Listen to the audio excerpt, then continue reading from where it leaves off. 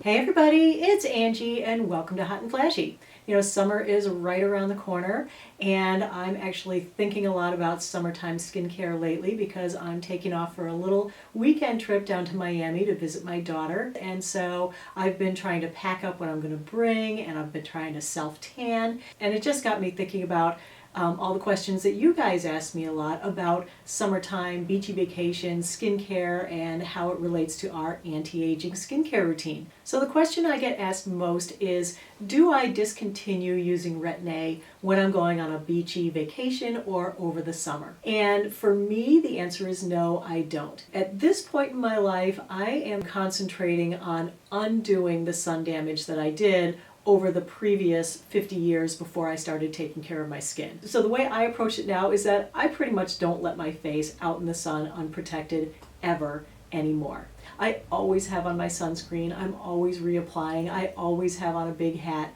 But for me, I don't mind because, you know, I figure why spend all the time and money doing this stuff just to undo it by getting more sun exposure. But that's what I do, and it's not going to be right for everyone. So I think that you have to really judge your lifestyle and what you want to do. And if you would never go on a beachy vacation and not lay on the beach and not have your face exposed to the sun, then definitely discontinue using Retin-A before you go.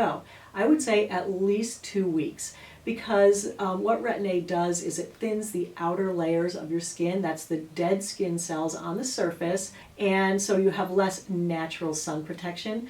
So I would definitely give it a couple of weeks, minimum, maybe a month off of Retin-A before you go, to let some of those dead skin cells, you know, pile up on the surface again. You definitely should use a sunscreen though. I'm not saying go out there with no sunscreen because you will burn and you will redo all that sun damage. So for this weekend in Miami, what I'm doing is I always go for the layered approach with sunscreen. So I wear only mineral sunscreen on my face. So the ones that I'm bringing with me are, of course, my new favorite, the Australian Gold Botanical Sunscreen Tinted Face SPF 50, 80 minutes water resistant, so you can wear this to the beach. It looks natural on the skin. Then the one that I'll probably be putting on for my afternoon and evening exposure, because of course the sun is out there till 9 o'clock at night, so even when you come back and take your shower and you're going out to dinner, you still need to then put on more sunscreen. My second favorite, which is the Hydropeptide Solar Defense SPF 50 as well, and that looks just beautiful under makeup. And actually, what I decided to do today was to mix them together. It makes this one go twice as far because this is a little spendy at $48. This one's only about a $15 price point, so you can definitely slather on a ton of this on your face, neck, chest, and backs of hands. All those places need protection every day. If I'm touristing around, I will always wear a hat. If I'm going to the beach, I'll wear a hat. I have a couple of my favorites behind me. I've shown you these in previous videos, but I feel like, you know, going to Miami, it's going to be really humid there this weekend and my hair is going to be frizzing up.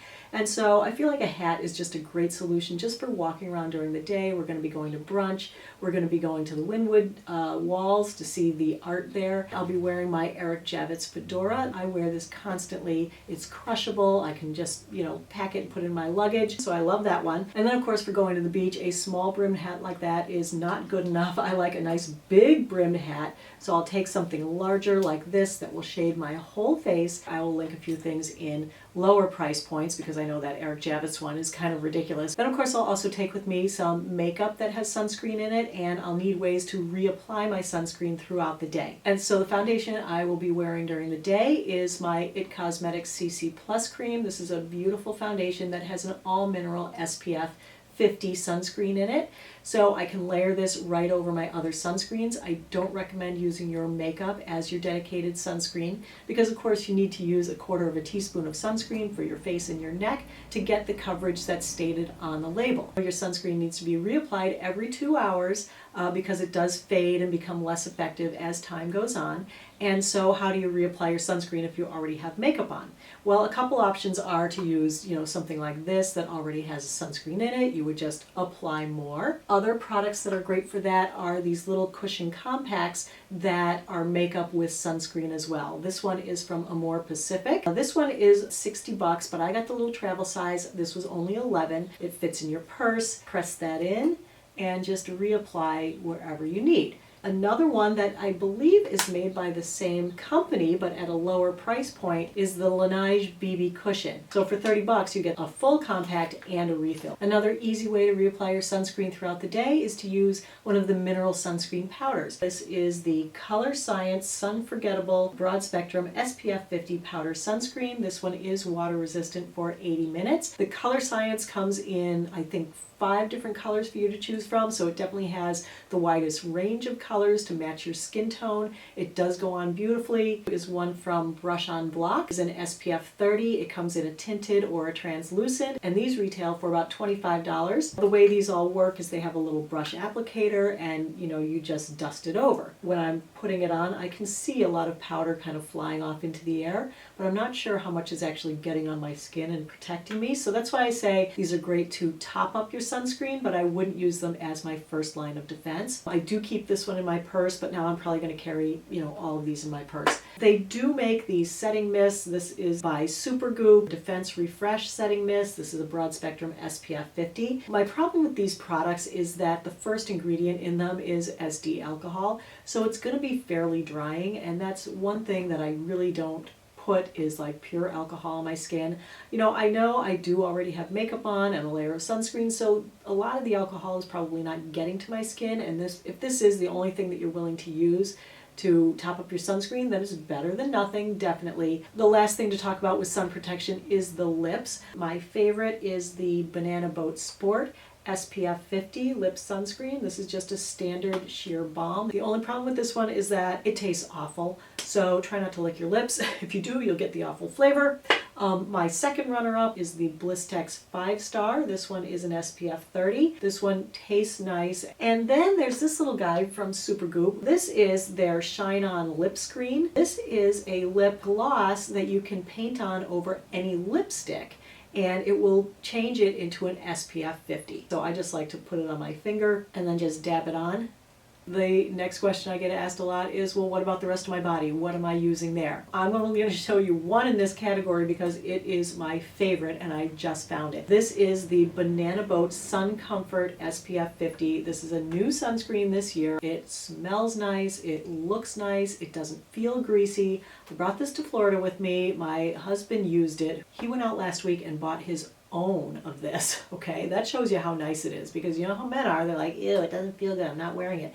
They don't care about their skin. They think they're somehow immune to skin cancer. You need like a shot glass full to do your whole body. With so much sun protection going on, that can leave us looking a little pale, and so that leads us into self-tanners, which you guys are always asking me about. I have kind of a love-hate relationship with self-tanning. The reason that I'm on the fence about self-tanners is because an alert viewer actually brought to my attention that there was a study done a few years ago on free radical generation in the skin from UV exposure. They also, in that study, looked at skin that had just been treated with a self-tanner. Guess what? Bad news, people. When skin had been treated with self-tanners and then exposed to sun's rays, the skin generated 180% more free radicals than with straight sun exposure. So that's almost 2 times the number of free radicals generated in your skin just by using a self-tanner and then exposing your skin to the sun. So one solution to that would be to just always wear sunscreen if you're self-tanning.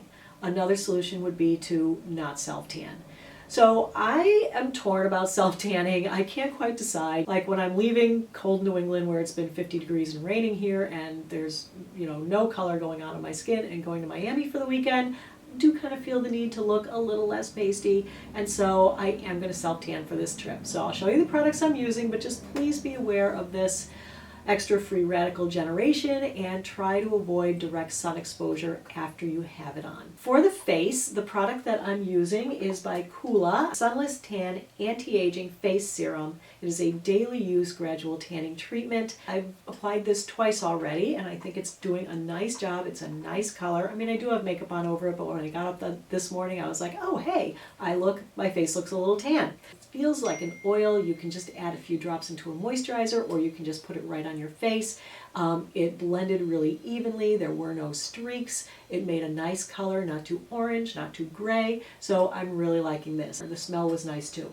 The other product that I did buy that the Ulta sales associate steered me towards were these tan towel, individually wrapped little towelettes that I can just throw a few of them in my suitcase. Then on the body, my favorite that I have been using for a few years is the Jergens Natural Glow. This is the plus firming version. It says that it's going to reduce the look of your cellulite in 7 days, so why not?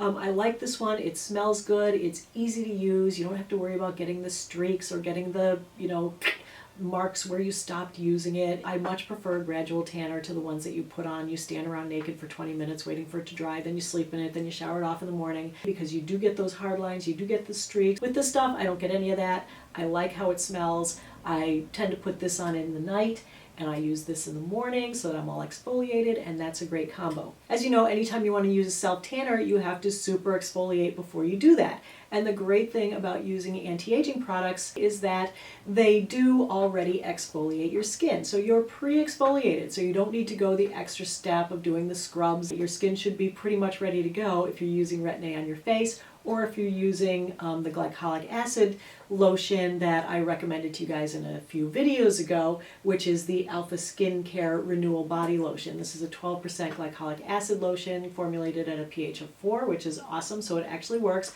I use this from the neck down every single day, and that also makes my skin look so much younger. Using all the exfoliants, your tan might not last quite as long. Of course, the key with all self-tanners is to moisturize. Once you've got the tan up to the level that you want it, you just moisturize, moisturize, and moisturize, and that helps to lock the tan into your skin a little bit longer. So I hope that answered a lot of your questions. I'm releasing this video on Friday. That's the day that we're traveling to Miami, so I may not be around to reply to comments. So don't think I'm ignoring you guys. It's just that I'm on a plane, or my daughter's picking us up from the airport and we're out doing something fun. So thanks for watching, and I hope you have a great weekend, and I'll see you in the next video. So take care, everybody. Bye-bye.